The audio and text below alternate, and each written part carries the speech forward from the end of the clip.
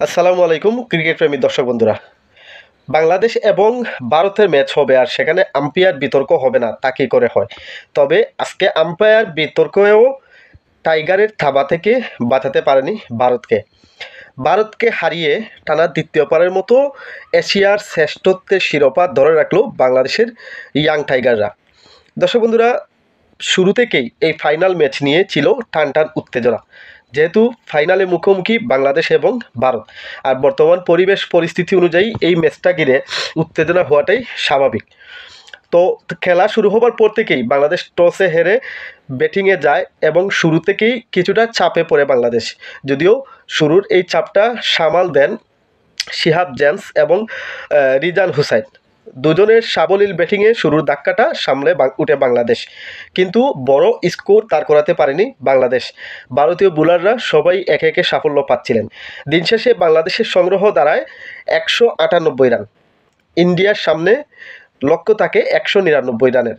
যদিও গতদিন শ্রীলঙ্কার বিপক্ষে তারা যেইভাবে ব্যাটিং করেছিল, সেই ব্যাটিং দেখে মনে হয়েছিল হয়তো এই রানটা তাদের জন্য কিছুই হবে না, হয়তো বাংলাদেশ চ্যাম্পিয়নশিপের শ্রেষ্ঠত্বটা ধরে রাখতে পারবে না।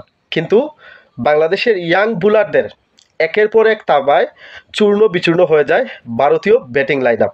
বলতে পারেন যে বাংলাদেশের কাছে অসহায় আত্মসমর্পণ করে বসে ভারত। যেইভাবে ফাইনাল ম্যাচের মজাটা হওয়ার কথা ছিল, যেই লড়াইটা হওয়ার কথা ছিল, সেই লড়াইটা কিন্তু ব্যাটিংয়ে এসে করতে পারেনি বাংলাদেশ ভারত। কারণ বাংলাদেশের বোলারদের একের পর এক আগুনে জোড়া বোলিংয়ে তারা দিশেহারা হয়ে পড়ে যায়।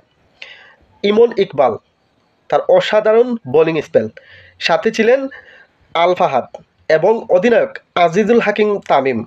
আজকে যদিও ভালো ব্যাটিং করতে পারেননি, পুরো টুর্নামেন্ট জুড়ে যে আলো ছড়িয়েছিল আজকে এসে ব্যর্থ হয়ে যায়, কিন্তু বল হাতে পুষিয়ে দিয়েছেন বাংলাদেশকে। শেষ দিকে মাত্র 2 ওভার 2 বল করে গুরুত্বপূর্ণ 3টি উইকেট তুলে নেন।